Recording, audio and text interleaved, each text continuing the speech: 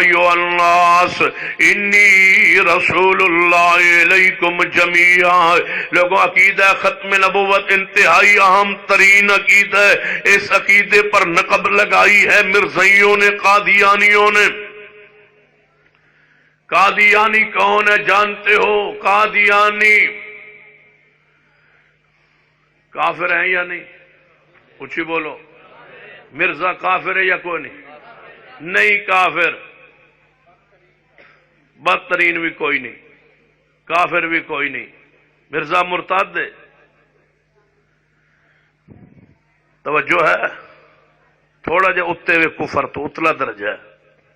کافر کہہ گئی تو ساری گڑبڑ ہوئی ہے، کافر کہہ گئی تو اقلیت کے حقوق مل گئے، کافر کہہ گئی تو ملک میں وہ بس رہے ہیں، رہ رہے ہیں، بدماشی کر رہے ہیں۔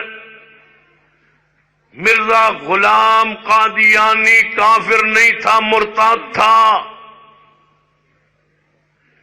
پہلے مسلمان رہا، پھر اس نے کفر کیا، نبی ہونے کا دعویٰ کیا۔ جو مسلمان ہو کے کفر کرے وہ کافر نہیں ہوتا، وہ مرتد ہوتا ہے۔ یہی خطا ہوئی علماء امت سے، پوری بصیرت سے کہہ رہا ہوں۔ علماء کی یقیناً یہ الفاظ ریکارڈ ہو رہے ہیں، علماء کرام کے پاس جائیں گے، وہ سنیں گے۔ میں مانتا ہوں 200 علماء کے ایک فتوے پر دستخط کیے، وہ فتویٰ لکھا مولانا محمد حسین بٹالوی اہل حدیث کے سرخیل نے۔ سب سے پہلے اپنے استاد سید نذیر حسین محدث دہلوی سے دستخط کروائے، جس میں 188 صفحے لکھے کہ یہ مرزے کے عقائد ہیں، وہ کافر ہے یا نہیں۔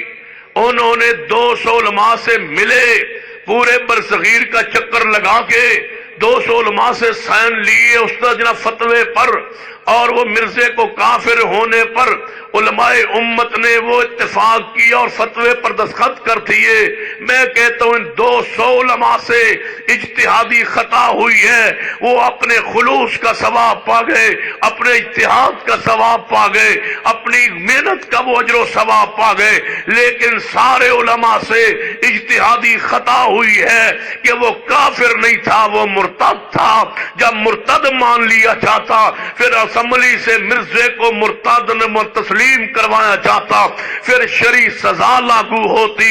شرعی سزا یہ تھی کہ جو دین اسلام قبول کرنے کے بعد بدل لے، اس کی سزا قتل ہے۔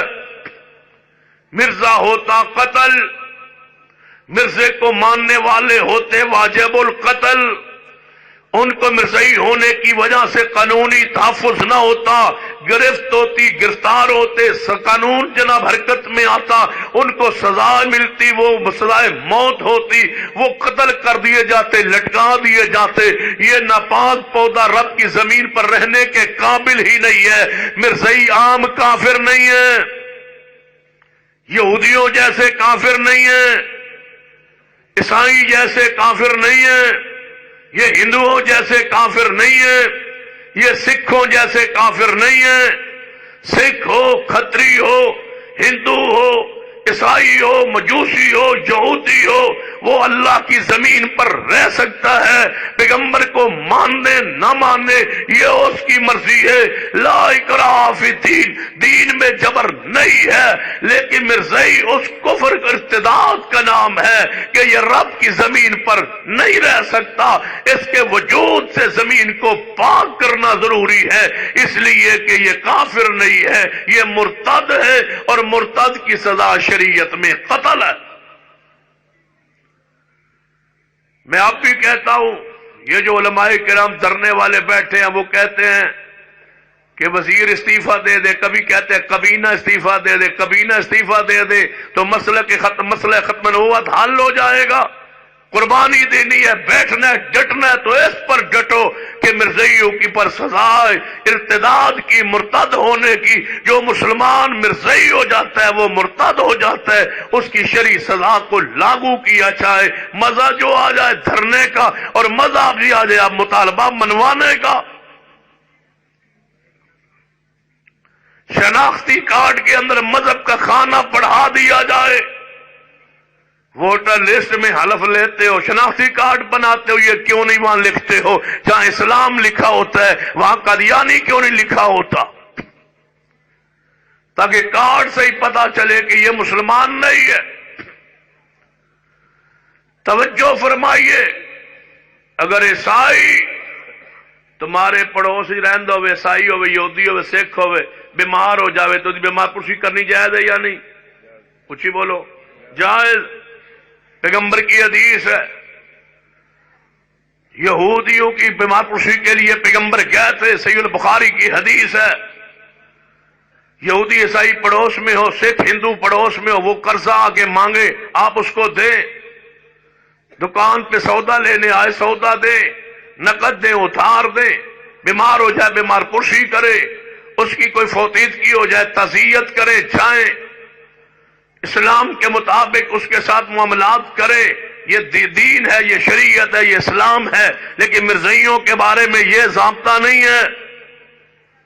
مرزائی پڑوس میں رہتا ہو، وہ بیمار ہو جائے بیمار پرسی کرنا حرام ہے، اس کا کوئی بندہ مر جائے تعزیت کرنا جائز نہیں ہے، اس کی دکان ہو اس کا سودا لینا اس سے حرام ہے، دکان تمہاری ہو مرزائی دکان پہ آ جائے اس کو سودا دینا حرام ہے، وہ راستے میں ملے اس کو سلام کہنا حرام ہے، وہ سلام دے تو آپ اس کے سلام کا جواب نہیں دے سکتے،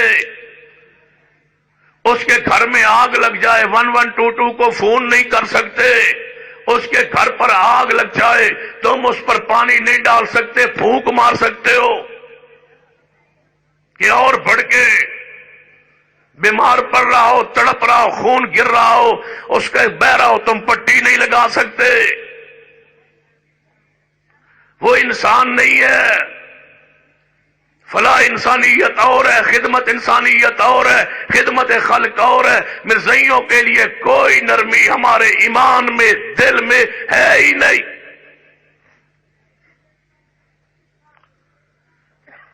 یہ عام کافر نہیں ہے، عام کافروں کے ساتھ حسن سلوک بھی ہے، اخلاق بھی ہے، کردار بھی ہے، اچھا بول بھی ہے، اچھا انداز بھی ہے، اور خدمت انسانیت کے ساتھ ان کے ساتھ تعاون مدد بھی ہے۔ مرزائیوں کے ساتھ ایسا نہیں ہے، پتہ چل جائے یہ چیز مرزائیوں نے بنائی ہے، وہ پینا، وہ لینا، وہ کھانا، وہ استعمال کرنا حرام ہے۔ ان کی دکان سے، فیکٹری سے، ان سے معاملات، کاروبار، صبر، حضر، اٹھک بیٹھک، کھانا پینا حرام ہے۔ وہ مسجد کو مسجد نہیں کہہ سکتے، اذان کو اذان نہیں کہہ سکتے، وہ اپنا بیت کہتے ہیں یا بیت احمدیہ یا کوئی اور نام، اسلامی شاعر کو وہ استعمال نہیں کر سکتے۔ بندہ بیمار ہو جائے، پتہ ہو ڈاکٹر مرزائی ہے، آپ دوائی نہیں لے سکتے، ربے اسپتال میں علاج کے لیے آپ نہیں جا سکتے، وال سارے بند کیوں نہ ہو جائے،